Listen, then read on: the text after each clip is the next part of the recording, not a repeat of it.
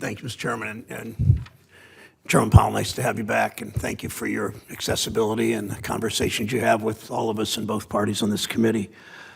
Before we start, I want to say a few words about what happened last night when we got word that Jessie Liu's nomination had been withdrawn. She was to appear in front of this committee, or she was going to appear in front of the Senate. When President Trump withdrew her nomination, she was going to appear in front of this committee tomorrow. I heard some of you, my colleagues and my friends, say that the president would be chastened by impeachment. Some of you told me you knew what the president did was wrong. Some of you privately to me told me how much you think he lies. But that, you also said publicly, that wasn't enough to rise to the level of removal from office. And many of you asserted that he had learned his lesson. He would not do these things again. He wouldn't try to, through illegal means, try to change the 2020 election.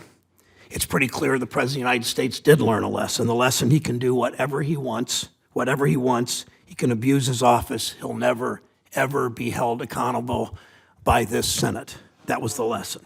He's now, since acquittal, gone on a Retribution tour, starting at the prayer breakfast. A prayer breakfast, mind you, continuing through the East Room, where many of you were in the audience and applauded him as he personally attacked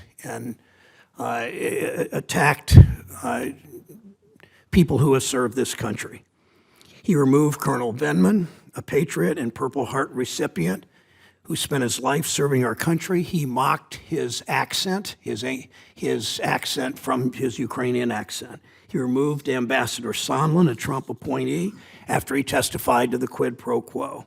And yesterday, and the reason I'm bringing this up today, is he continued the tour, interfering at the Department of Justice, strong-arming political appointees to overrule career prosecutors.